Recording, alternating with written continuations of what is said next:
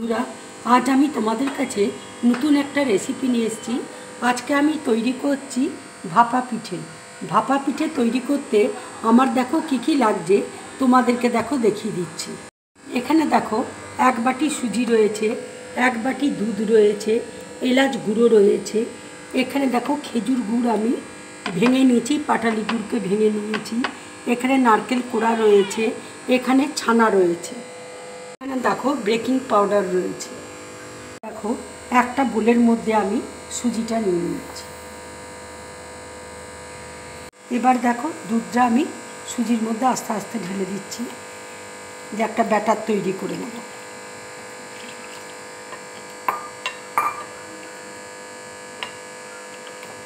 এবার দেখো 15 মিনিটের জন্য আমি ঢাকা দিয়ে রেখে দেব।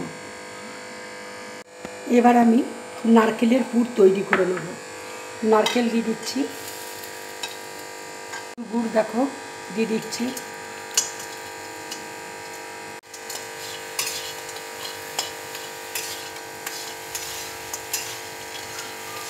অল্প করে দেখো দুধ দিয়ে দিচ্ছি।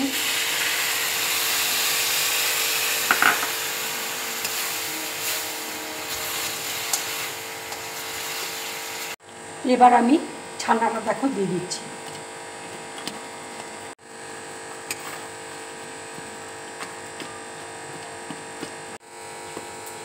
পুরটা দেখো হয়ে গেছে। এবার আমি এলাচ গুঁড়ো দিয়ে দিচ্ছি।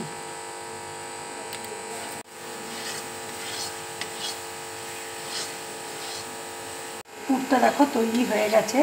এবার আমি গ্যাসটা অফ করে দিচ্ছি। দেখো সুজিটা 15 মিনিট হয়ে গেছে। দেখো দুধটা এরকম টেনে নিয়েছে সুজিতে। এবার আমি আর একটু দুধ দিয়ে দিচ্ছি এর মধ্যে।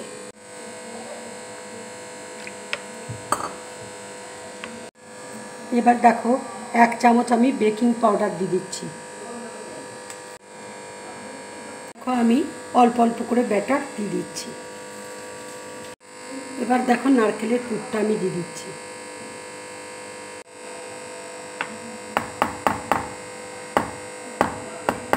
এবার আমি আর একটু ব্যাটার দেখো উপর দিয়ে দিচ্ছি।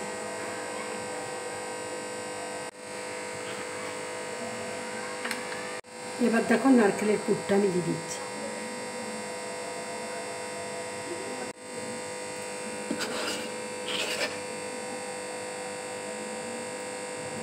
এবারে দেখো আর একটু ব্যাটার আমি উপর দিয়ে দিচ্ছি।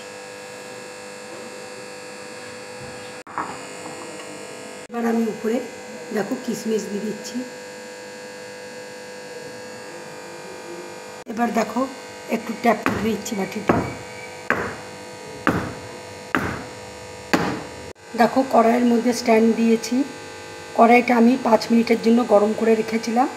এবার আমি স্ট্যান্ডের মধ্যে এটা বসিয়ে দিচ্ছি। এটা 30 মিনিটের জন্য দেখো ঢাকা দিয়ে আমি রাখছি। 30 মিনিট পর তোমাদেরকে দেখাবো পিঠেটা, ভাপা পিঠেটা কেমন হয়েছে তোমাদেরকে দেখিয়ে দেবো। 30 মিনিট দেখো হয়ে গেছে। এবার তোমাদেরকে খুলে আমি দেখাচ্ছি। পিঠেটা দেখো হয়ে গেছে। এবার আমি গ্যাসটা অফ করে দিচ্ছি। ঠান্ডা হলে তোমাদেরকে দেখো দেখাবো পিঠেটা কেমন হয়েছে। পিঠেটা দেখো ঠান্ডা হয়ে গেছে। এবার আমি ছুরি দিয়ে সাইডগুলো এভাবে কেটে নিচ্ছি। দেখো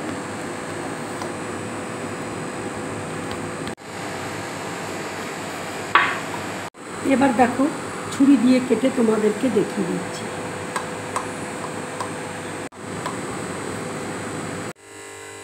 ভাপা পিঠেই দেখো আমি একটু ডেকোরেশন মতো করে দিয়েছি। এইভাবে ডেকোরেশন করবে, দেখতেও ভাল লাগবে, বাচ্চাদেরও খেতে ভাল লাগবে, বড়দেরও খেতে ভাল লাগবে। তোমরা ইচ্ছে করলে কড়াইয়ের মধ্যে জল দিয়েও ভাপাতে পারো।